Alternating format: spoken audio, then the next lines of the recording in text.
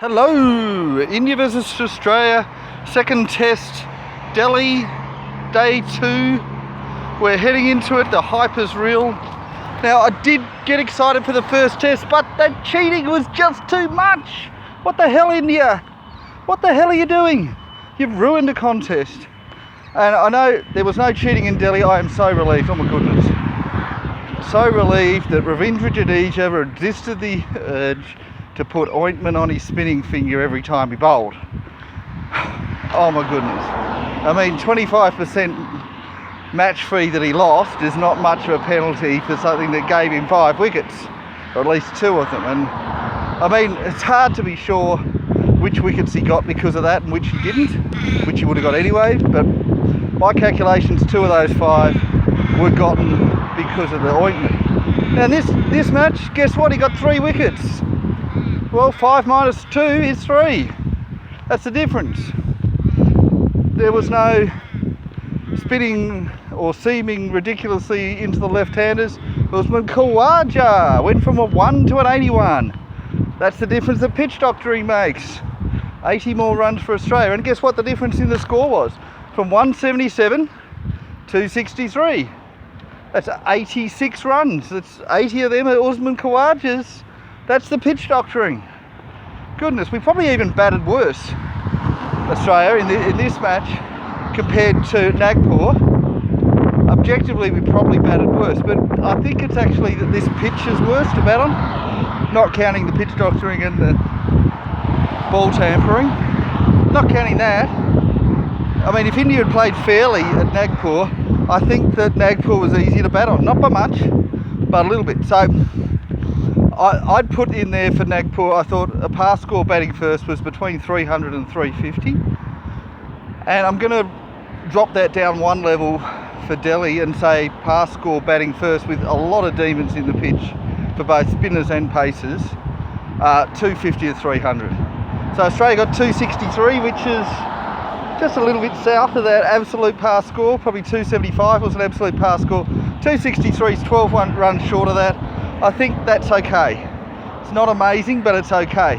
And if you look at the way that the Australians batted and you look at the way that the Indians bowled, it suggests that Australia did okay. I mean, yes, it was unfortunate that Steve Smith and Marnus Labuschagne, our 2 best batsmen, and in fact the 2 best batsmen in the world right now, ranked 1 and 2, so objectively the top 2, they both failed a bit. Great spell from Ravi Ashwin. Can't take anything away from him. And look, I'm so glad to be able to praise Indians players again. Oh my goodness. I mean, if I was them, I'd be furious that there was cheating standing on the way of legitimately good performances by a number of them who weren't cheating. So, great job there. Ravi Ashwin, good job, bowled really well. Didn't have all that much support. Ravindra Jadeja was way down on his first test efforts, once again, probably because of that ointment. Mohammad Siraj looked good in stages, a bit unlucky not to take a wicket and then sort of fell a bit. Mohammad Shami got a bit lucky, got a wicket and really lifted. And I guess that's the thing, if you get a wicket you can lift. Mohammad Shami was probably in the end the pick of the bowlers. Probably Ravi Ashwin was the second best and the others really didn't do that much. I mean, I know Jadeja ended up with 3 wickets. One of them was to an amazing catch. The other 2 were really tail enders. Didn't really do all that much. Akshar Patel looked a bit useless. I know he averages 13, but a lot of people say that he's not as good a bowler as that. And, he didn't look as good a bowler as that. So, Australia's batting. We got 2 half centuries. So we got the 81 from Usman Khawaja. He's been in amazing form for the past 12 months, so that shouldn't be a surprise. And we also got a 50 from Peter Handscomb. A bit surprising, but he did do well in the first innings, first test as well.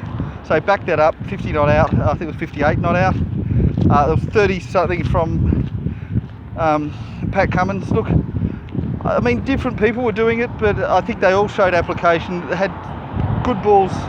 They had to wait for good balls to get them out, and there were a lot of good balls in this pitch because it's a really hard pitch to play on.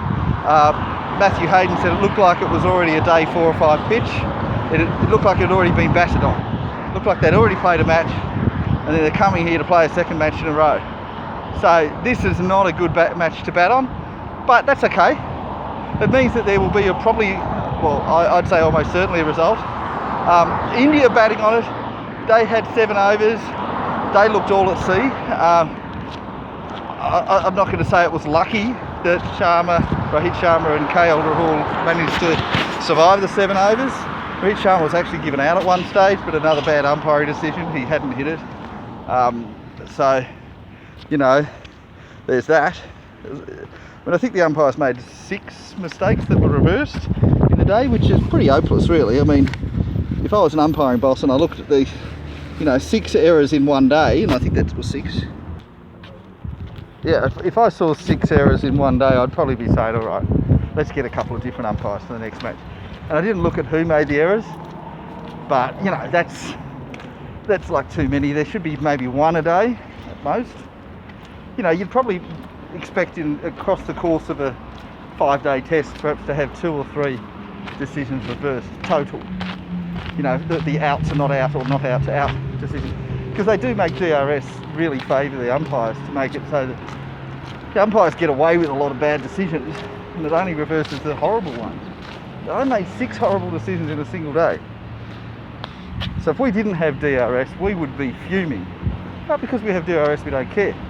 So I remember the days when we didn't have DRS, and if we had 6 errors like that in a single day, we'd pretty much be accusing them of cheating. So, and who knows, maybe they were. It certainly wouldn't surprise me, considering all the other issues, but DRS means that it doesn't matter.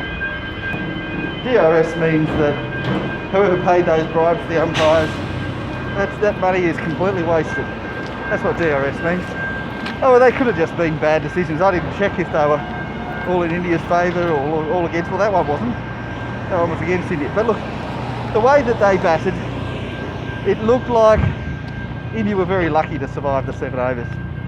And you'd probably say, if you're looking at the way the pitch was going, the way the Indians were batting, the way that Australians were bowling, you'd probably say you'd expect about a wicket every 5 or 6 overs. That's the sort of thing. So if you're looking at that, you're saying India will be lucky to survive 50 overs. So how many runs could they get in 50 overs? So Australia got 263, and I think we had about 65 overs to get that. So if India do the same thing, getting a wicket every 5 or 6 overs, and scoring at about the same rate, you might think, well, India will get about 220. But, there are some quite good middle order batsmen. There's Virat Kohli, not forget him. Cheteshwar Pujara is on his 100th test. Surima Iyer is coming back from injury. Now he's in pretty good form. You do have a bit of a tail in this batting lineup, but there's 3 all-rounders, so it's sort of a tail. So you've only got 5 specialist batsmen, there you've got 3 all-rounders, so it sort of is a tail, sort of isn't. And those 3 all-rounders got lots of runs in the first test, but a lot of that was because Australia had sort of given up. So look, I'm going to go with India getting the lead, but not a very big lead. So I'm putting it at somewhere between 280 and 300, which would be a lead between 17 and 37. So let's say between 20 and 40. So that'll mean that I think with that kind of lead, you'd sort of say advantage Australia, but only just. Because you normally expect for the match to be in parity, team batting second usually will want at least a 50-run lead. So between 50 and 100 to be in parity. So less than 50, or a lead for the team batting first, usually means that the team batting first has the advantage. So of course that does depend on the pitch, and teams can still come back. But yeah, if we look at how Delhi played last time in 2013, Australia got 262, so 1 run less than they did this time. India responded with 272, leading by only 10. But Australia's second innings was the disappointment, as we only managed 150, which was probably about 50 runs less than we needed. And then India did a bit better than expected and won by 6 wickets. So Australia was on top at the end of their innings and at the end of the second innings when India batted. And I think at this stage, it's looking like that'll probably be the case again here. So all goes well, India will get that small lead.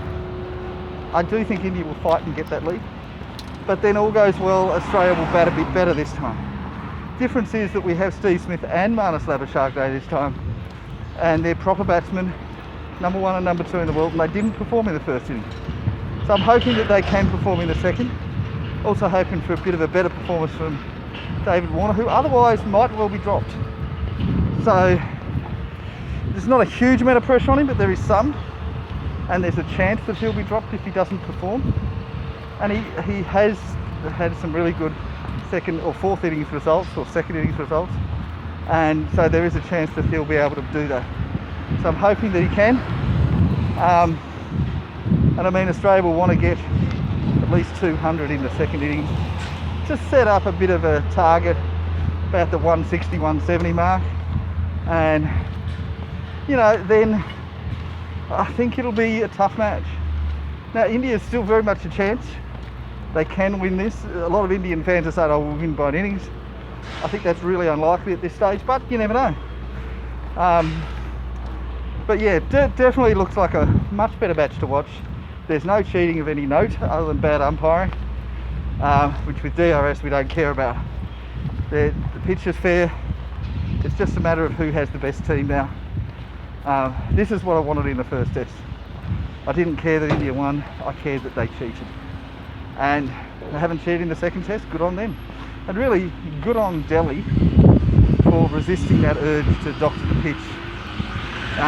For not giving ointment to players that would give them an unfair advantage, and for just generally being fair. Would have been a lot of pressure on them, and they've just resisted it. So well done to the Delhi curators and ground staff and everyone involved in making sure this is a fair test. Well done. That's it for me. Bye bye now.